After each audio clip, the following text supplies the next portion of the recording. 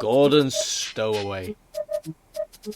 Dilly the duck lives at one of the stations on the Little Western branch line. She became a particular favourite of Donald and his crew, so now most people call her Donald's Duck. Gordon knew all about Dilly, but thought her beneath his dignity. "Animals indeed," he would say loftily. "They're all very well in their place, but they don't help to run a railway." "Well, the passengers like her," retorted Oliver.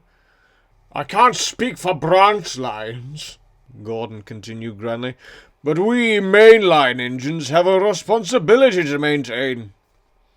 The Fat Control runs a railway, not a zoo." One winter's day, Gordon had to visit the mainland. It was cold, and he shivered as he waited in the yard. He wished he could get moving and make himself warm again. Just as the signal rose, he thought he felt a sort of scrabbling in his tender. But he didn't have time to worry about that. He was so keen to get warm again that he steamed out of the yard as quickly as he could. The next day was warmer.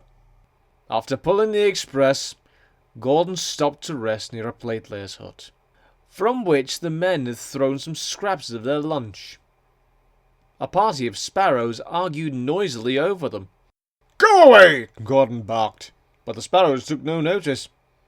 This made Gordon even more cross. "Oh, why can't they let an engine rest in peace?"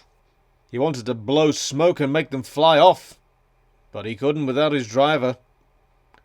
Suddenly, something flew past his smoke box. The sparrows scattered in alarm, and there, on the ground where they had been, crouched a small ginger and white cat. Gordon was surprised, but very grateful. "Thank you. That's much better." The cat was friendly. She ate some scraps of meat, and then came and sat on Gordon's buffer beam. The sparrows twittered noisily, being robbed of their lunch, but they kept a careful distance. Gordon's driver and fireman laughed when they saw the cat. "It must have stowed away in your tender on the mainland yesterday," said the fireman. "I thought I saw something moving, but I was too busy to look properly." They called the cat Tabitha, and made a great fuss of her. Now she keeps the shed free of mice, and even though she's made friends with the other engines, she always goes to Gordon when she wants a rest. And, despite what Gordon has said about zoos, he is always glad to see his stowaway.